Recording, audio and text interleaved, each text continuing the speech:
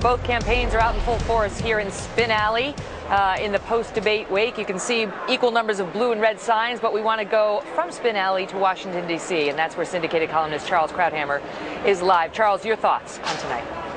I think it's unequivocal. Romney won, and he didn't just win tactically, but strategically. Strategically, all he needed to do was basically draw. He needed to continue the momentum he's had since the first debate, and this will continue it.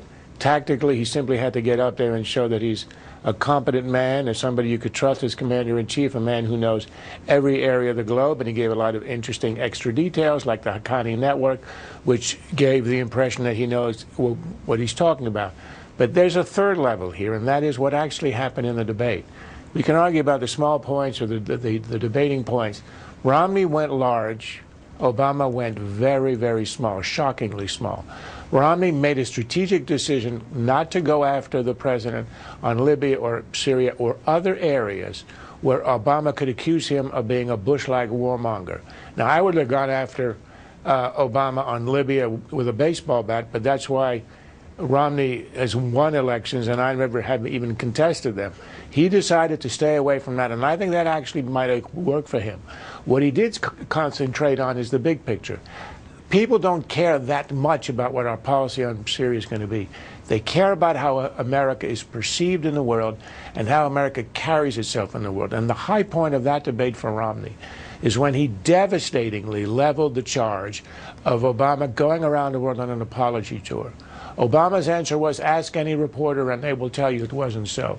It's about the weakest answer and you can get. And Romney's response was to say, to quote Obama saying that we dictate to other nations, and Romney said, we do not dictate to other nations, we liberate them.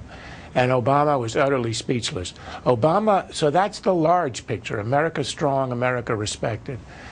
What Obama did is he kept interjecting, and his responses were almost all very small, petty attacks.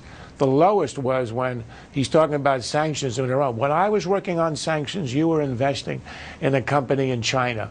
I mean, that's the kind of attack you expect from a guy who's running for city council for the first time. That's not what you expect from a president. A personal attack about an investment when you're talking about Iran. I thought Romney had the day. He looked presidential. The president did not. And that's the impression I think that's going to be left. Charles, Mitt Romney sounded a bit more dovish, less bellicose than some perhaps on the right wanted to hear. How will that play? Well, I think those on the right like me who would have loved to have been bellicose and loved the near fisticuffs in the last debate will understand exactly why Romney did it. He stayed away from the pitfalls. He did not allow himself to be painted as a warmonger. This is what Reagan understood in 1980. He did it extremely well. So Romney did, and I think this could help him to win the election. Charles Krauthammer, thank you.